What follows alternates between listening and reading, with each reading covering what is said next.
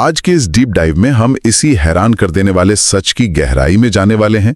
हम उन ऐतिहासिक नोट्स और दस्तावेजों को खंगालेंगे जो बताते हैं कि वैज्ञानिकों ने इस अदृश्य खाली दुनिया यानी परमाणु के रहस्य को कैसे खोला। मतलब एक ऐसी चीज जिसे किसी ने अपनी आंखों से नहीं देखा, फिर भी उसके अंदर की दुनिया का पूरा नक्शा कैसे तैयार किया गया। ये सच में विज्ञान के इतिहास की सबसे रोमांचक जासूसी कहानियों में से एक है। सही कहा। इस चर्चा का लक्ष्य केवल विज्ञान के सूत्रों को दोहराना नहीं है, बल्कि ये समझना है कि उस समय के वैज्ञानिकों के दिमाग में चल क्या रहा था, कैसे एक गलत सिद्धांत ने सही सिद्धांत का रास्ता खोला। 1898 के थॉमसन मॉडल से लेकर 1923 के दे ब्रोगली के विचारों तक ये सफर हमें दिखाएगा कि विज्ञान कैसे काम करता है। मेरे पास जो विस्तृत नोट्स हैं, मैं उन्हें बिल्कुल उसी क्रम में पढ़ूंगी और समझाऊंगी जैसे किसी क्लास में पढ़ाया जाता है। तो चलिए शुरू करते हैं। नोट्स का पहला हिस्सा क्या कहता है? यहाँ पहली हेडिंग है जे थॉमसन का मॉडल। नोट्स की पहली लाइन पढ़ती हूँ। 1898 में जे थॉमसन ने प्लम पुडिंग मॉडल प्रस्तुत किया, जिसके अनुसार परमाणु एक समान धनावेशित गोला है जिसमें इलेक्ट्रॉन तरबूज के बीजों की तरह धसे हैं। मतलब अगर इसे आसान भाषा में समझें तो थॉमसन ने सोचा कि परमाणु शायद एक ठोस तरबूज की तरह है। बिल्कुल। थॉमसन ने कल्पना की कि परमाणु का जो पॉजिटिव चार्ज है वो तरबूज के लाल गूदे की तरह हर जगह एक समान रूप से फैला हुआ है, और जो नेगेटिव चार्ज वाले इलेक्ट्रॉन हैं वो उस गूदे में तरबूज के बीजों की तरह जगह जगह धसे हुए हैं।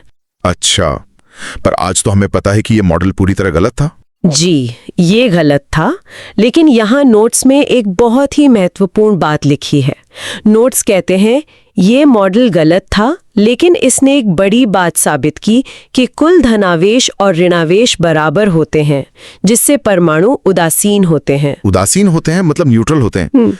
ये तो बहुत बड़ी खोज थी। हाँ, इसका सीधा सा मतलब ये है कि जितना पॉजिटिव चार्ज लाल गूदे में है, ठीक उतना ही नेगेटिव चार्ज बीजों में है। दोनों एक दूसरे को कैंसिल कर देते हैं। अगर ऐसा ना होता तो हर चीज को छूने पर हमें बिजली का झटका लगता है ना। बिल्कुल सही। तो इस मॉडल ने एक बुनियादी बात तो समझा दी, लेकिन विज्ञान कभी एक जगह नहीं रुकता। अगर परमाणु सच में एक ठोस तरबूज जैसा है जिसके अंदर हर जगह द्रव्यमान भरा हुआ है, तो कोई भी तेज गति वाली चीज इसके आर पार कैसे जा सकती है? उसे तो टकरा कर रुक जाना चाहिए। और यहीं पर कहानी में एंट्री होती है रदरफोर्ड की। नोट्स का अगला हिस्सा रदरफोर्ड के प्रयोग के बारे में है। जी, यहाँ नोट्स में हेडिंग है रदरफोर्ड का अल्फा कण प्रकीर्णन प्रयोग, जो 1911 में हुआ था। मैं लाइन पढ़ती हूँ। बिस्मथ से निकलने वाले 5.5 मेगा इलेक्ट्रॉन वोल्ट ऊर्जा के अल्फा कणों को बहुत ही पतली सोने की पन्नी पर टकराया गया। एक मिनट, इस लाइन में काफी सारे तकनीकी शब्द हैं। सबसे पहले तो ये अल्फा कण क्या होते हैं? अल्फा कण असल में हीलियम के नाभिक होते हैं। नोट्स में भी स्पष्ट लिखा है कि इन पर +2e का पॉजिटिव चार्ज होता है और इन्हें बिस्मथ नाम के एक रेडियोधर्मी तत्व से निकाला गया था। और ये 5.5 MeV ऊर्जा, इसे मेगा इलेक्ट्रॉन वोल्ट कहते हैं। आसान भाषा में इसका मतलब है कि ये कण भयंकर गति और बहुत ज्यादा ऊर्जा के साथ फायर किए गए थे। मतलब रदरफोर्ड असल में हाई स्पीड तोप के गोले दाग रहे थे। लेकिन सोने की पन्नी ही क्यों? क्योंकि सोने को कूटकर बहुत पतला किया जा सकता है। नोट्स में पन्नी की मोटाई दी गई है 2.1 × 10⁻⁻7 मीटर। अरे बाप रे, ये तो बहुत ही पतला है। 1 मीटर का 10 करोड़वां हिस्सा। जी, अब अगर थॉमसन का तरबूज मॉडल सही होता तो वो पन्नी एक ठोस दीवार की तरह काम करती। अल्फा कणों को रुक जाना चाहिए था। तो फिर प्रयोग के नतीजे क्या रहे? नोट्स के अनुसार अधिकांश कण सीधे निकल गए। केवल 0.14% कण 1 डिग्री से ज्यादा मुड़े। सीधे निकल गए, जैसे वहां कुछ हो ही ना। हाँ बिल्कुल, लेकिन असली हैरानी की बात अगली लाइन में है। नोट्स कहते हैं सबसे बड़ी हैरानी ये थी कि 8000 में से एक कण 90 डिग्री से अधिक पर वापस लौट आया। रुकिए, ये बात थोड़ी अजीब लग रही है। वो कण इतनी भयंकर गति से जा रहे थे। बिल्कुल। और सोने की पन्नी तो एक टिश्यू पेपर जितनी पतली थी। मतलब ये तो ऐसा हुआ जैसे किसी ने टिश्यू पेपर पर तोप का भारी गोला धागा हो और वो गोला उस टिश्यू पेपर से टकराकर वापस उसी इंसान की तरफ लौटा है। एकदम सही उपमा है। रदरफोर्ड के लिए भी ये उतना ही बड़ा सदमा था। उन्होंने खुद कहा था कि ये उनके जीवन की सबसे अविश्वसनीय घटना थी। तो ऐसा क्यों हुआ? भौतिकी के नियमों के हिसाब से तो ये असंभव लगता है। इसका जवाब नोट्स में संघट्य प्राचल यानी इम्पैक्ट पैरामीटर के जरिए समझाया गया है। मैं पढ़ती हूं, बी का मान जितना कम होगा यानी कण केंद्र के जितने पास होगा, कूलॉम प्रतिकर्षण बल उतना ही अधिक होगा। कूलॉम प्रतिकर्षण बल, इसका मतलब समान चार्ज एक दूसरे को दूर धकेलते हैं। जी हाँ। अल्फा कण पर पॉजिटिव चार्ज था, उसे सोने की पन्नी के अंदर किसी बहुत ही ताकतवर पॉजिटिव चार्ज ने वापस धकेला। और चूंकि ज्यादातर कण सीधे आर पार निकल गए थे, इसका मतलब सोने का परमाणु कोई ठोस तरबूज नहीं है। बिल्कुल सही पकड़ रहे हैं आप। नोट्स की अगली लाइन यही निष्कर्ष निकालती है। सीधे टकराने वाले कण ही 180 डिग्री पर वापस लौटते हैं, जिससे पता चला कि परमाणु के बीच में कुछ बहुत ठोस और धनावेशित है, जिसे नाभिक या न्यूक्लियस कहते हैं। ये तो विज्ञान की दुनिया में भूचाल लाने वाली खोज थी। परमाणु के ठीक बीचों बीच एक बहुत ही छोटी सी जगह में सारा द्रव्यमान और चार्ज कैद है। और इसी खोज ने एक नया मॉडल दुनिया के सामने रखा। नोट्स के अगले पन्ने पर चलते हैं, रदरफोर्ड का सौर मंडल मॉडल। सौर मंडल मॉडल। हाँ, नोट्स में लिखा है, परमाणु का संपूर्ण धनावेश और द्रव्यमान केंद्र में एक अति सूक्ष्म जगह में होता है। इलेक्ट्रॉन सूर्य के चारों ओर ग्रहों की तरह वृत्ताकार कक्षाओं में घूमते हैं। ये तो बिल्कुल हमारे सोलर सिस्टम जैसा हो गया। बीच में सूरज की तरह नाभिक है और ग्रह की तरह इलेक्ट्रॉन चक्कर लगा रहे हैं। जी, और यहाँ आकार का जो अंतर दिया है वो ध्यान देने लायक है।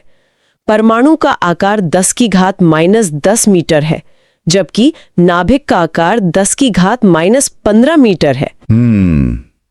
इन आंकड़ों को अगर हम थोड़ा और वास्तविक दुनिया के हिसाब से देखें, अगर हम पूरे परमाणु को एक विशाल फुटबॉल स्टेडियम मान लें, तो उसका जो नाभिक है वो स्टेडियम के बिल्कुल बीचों बीच मैदान में रखी एक छोटी सी मटर के दाने जितना होगा। बिल्कुल सटीक। बस वही मटर का दाना असली ठोस चीज है, बाकी पूरा का पूरा स्टेडियम बिल्कुल खाली है।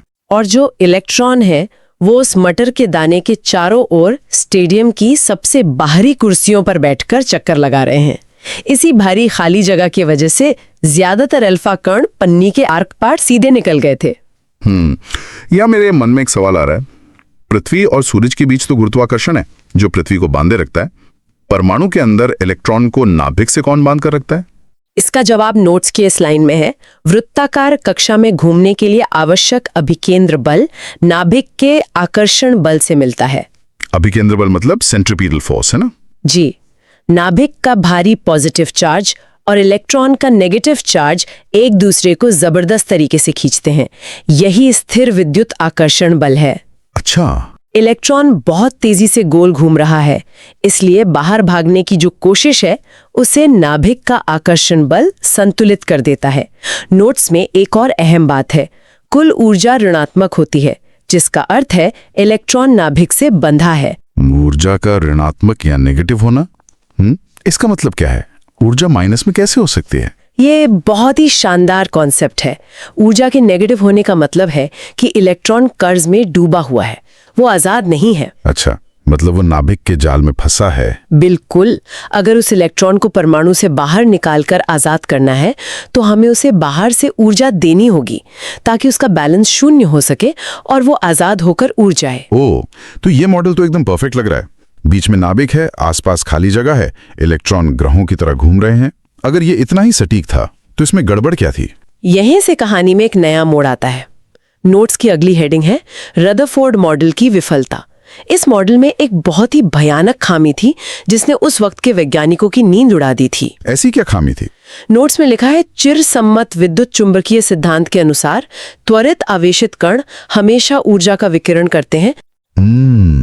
चिरसम्मत सिद्धांत मतलब क्लासिकल इलेक्ट्रोमैग्नेटिक थियरी। जी, ये भौतिक विज्ञान का एक सिद्ध नियम है। जब भी कोई चार्ज वाला कण अपनी गति की दिशा बदलता है, यानी त्वरित या एक्सेलरेट होता है, तो वो रोशनी और रेडिएशन के रूप में लगातार ऊर्जा बाहर फेंकता है। और क्योंकि इलेक्ट्रॉन गोल गोल घूम रहा है तो उसकी दिशा तो हर पल बदल रही है। बिल्कुल, इसलिए नियम के हिसाब से उस गोल घूमते इलेक्ट्रॉन को लगातार अपनी ऊर्जा बाहर फेंकनी चाहिए। नोट्स आगे कहते हैं, इसलिए उसे ऊर्जा खोकर सर्पिलाकार रास्ते से नाभिक में गिर जाना चाहिए। परमाणु अस्थायी हो जाएगा। सर्पिलाकार रास्ता मतलब जलेबी की तरह गोल गोल घूमते हुए अंदर आना। हाँ, अगर वो अपनी ऊर्जा खोता जाएगा तो उसकी रफ्तार कम होगी और नाभिक उसे अंदर खींच लेगा। वो धीरे धीरे नाभिक के करीब आएगा और टकराकर नष्ट हो जाएगा। और ऐसा होने में कितना समय लगेगा? 1 सेकंड का अरबा हिस्सा भी नहीं लगेगा। अरे बाप रे! अगर ये मॉडल 100% सही होता तो दुनिया का हर परमाणु पलक झपकते ही खुद को नष्ट कर लेता। कोई कुर्सी, कोई मेज, कुछ भी वजूद में ही नहीं होता। जी, लेकिन हम तो जिंदा हैं, परमाणु स्थिर है। यही सबसे बड़ा सिरदर्द था। और इसके अलावा एक और विफलता थी, परमाणुीय स्पेक्ट्रम की। स्पेक्ट्रम का रहस्य ये क्या है? नोट्स में उत्सर्जन और अवशोषण स्पेक्ट्रम का जिक्र है। अगर इलेक्ट्रॉन लगातार ऊर्जा खोते हुए गिर रहा है तो उससे जो रोशनी निकलेगी वो लगातार रंग बदलनी चाहिए, जैसे एक पूरा इंद्रधनुष। जिसे सतत या कंटिन्यूस स्पेक्ट्रम कहते हैं। बिल्कुल, लेकिन नोट्स में लिखा है जब गैस को गर्म किया जाता है तो लगातार प्रकाश नहीं निकलता, बल्कि कुछ निश्चित तरंगदैर्घ्य वाली चमकीली रेखाएं दिखती हैं। निश्चित तरंगदैर्घ्य मतलब कुछ फिक्स्ड वेवलेंथ की रेखाएं। जी, अगर उस रोशनी को प्रिज्म से गुजारें तो काले बैकग्राउंड पर केवल कुछ विशेष, बहुत ही बारीक और चमकीली रंगीन रेखाएं ही दिखाई देती हैं। हर तत्व का अपना एक फिंगरप्रिंट जैसा स्पेक्ट्रम होता है। जैसे हाइड्रोजन का अपना अलग पैटर्न होगा और सोडियम का अलग। एकदम सही। रदरफोर्ड का मॉडल ये समझाने में पूरी तरह फेल हो गया कि परमाणु केवल कुछ चुनिंदा रंगों की ही रोशनी क्यों फेंक रहा है। तो मतलब अब भौतिकी एक ऐसी दीवार से टकरा गई थी जहां पुराने नियम काम नहीं कर रहे थे। एक समाधान की जरूरत थी। और ये समाधान लेकर आए नील्स बोर। नोट्स का अगला हिस्सा बोर के क्वांटम सिद्धांत पर है। नील्स बोर ने ऐसा क्या बताया? बोर ने 1913 में कुछ नए नियम बनाए। नोट्स में बोर के तीसरे अभिग्रहित या पोस्टुलेट का जिक्र है। मैं इसे पढ़ती हूँ। इलेक्ट्रॉन जब उच्च ऊर्जा वाली कक्षा से निम्न ऊर्जा वाली कक्षा में कूदता है तभी वह ऊर्जा का उत्सर्जन करता है। एक मिनट, मतलब बोर ने पुराने नियम को ही किनारे कर दिया। उन्होंने कहा कि इलेक्ट्रॉन जब गोल घूमेगा तब ऊर्जा नहीं खोएगा। बिल्कुल, बोर ने साफ कह दिया कि भूल जाइए पुराने नियमों को। इलेक्ट्रॉन केवल कुछ निश्चित कक्षाओं में ही बिना ऊर्जा खोए घूम सकता है। ये तो थोड़ा अजीब है। बस नियम बदल दिया और सबने मान लिया। शुरुआत में ये सबको बहुत अजीब लगा था, लेकिन बोर का नियम स्पेक्ट्रम वाले रहस्य को सुलझा रहा था। उन्होंने कहा कि इलेक्ट्रॉन धीरे धीरे सीढ़ियां उतर कर नहीं आता, वो एक झटके में दूसरी कक्षा में कूद जाता है। इसे ही क्वांटम छलांग या क्वांटम लीप कहते हैं, है ना? जी हाँ, और नोट्स में इसका सूत्र है hν बराबर EI माइनस EF। यानी जब वो ऊपर से नीचे कूदता है तो दोनों कक्षाओं की ऊर्जा का जो अंतर होता है, बस उतनी ही ऊर्जा रोशनी के एक फोटोन के रूप में बाहर आती है। नोट्स के एक फैक्ट बॉक्स पर मेरी नजर जा रही है। इसमें लिखा है कि हाइड्रोजन के स्पेक्ट्रम में बामर नाम के एक वैज्ञानिक ने इन रेखाओं का गणितीय सूत्र बहुत पहले खोज लिया था। हाँ, बामर ने ये सूत्र खोज लिया था, लेकिन उन्हें कारण नहीं पता था। ये तो बिल्कुल वैसा है जैसे किसी को एक बहुत बड़े खजाने के ताले का कोड संयोग से पता चल जाए, वो ताला खोल भी ले, लेकिन उसे ये बिल्कुल ना पता हो कि उस ताले के अंदर की मशीनरी काम कैसे करती हो। बहुत ही बढ़िया उदाहरण दिया आपने। बॉमर को ताले का कोड पता था, लेकिन मशीनरी कैसे काम करती है ये बोर ने समझाया। तो बोर ने कक्षाओं का गणित भी दिया होगा? जी, नोट्स में कक्षाओं के गणित को मास्टर सूत्र के तहत समझाया गया है।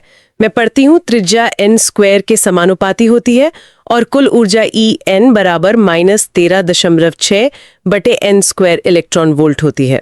ये सूत्र तो काफी जानकारी दे रहा है। n का मतलब क्या है यहाँ? n का मतलब है कक्षा का नंबर, पहली कक्षा, दूसरी कक्षा और इसी तरह। मूल अवस्था या ग्राउंड स्टेट में जहाँ n बराबर 1 होता है, ऊर्जा -13.6 इलेक्ट्रॉन वोल्ट होती है। मतलब ये वो अवस्था है जहां इलेक्ट्रॉन सबसे ज्यादा कर्ज में है, यानी नाभिक से सबसे मजबूती से बंधा हुआ है। बिल्कुल, और नोट्स में स्पेक्ट्रल सीरीज की बात की गई है। जब उच्च कक्षाओं से इलेक्ट्रॉन नीचे गिरता है तो बनने वाली रेखाएं अलग अलग श्रेणियों में आती हैं, लाइमन, बामर और पाश्चन।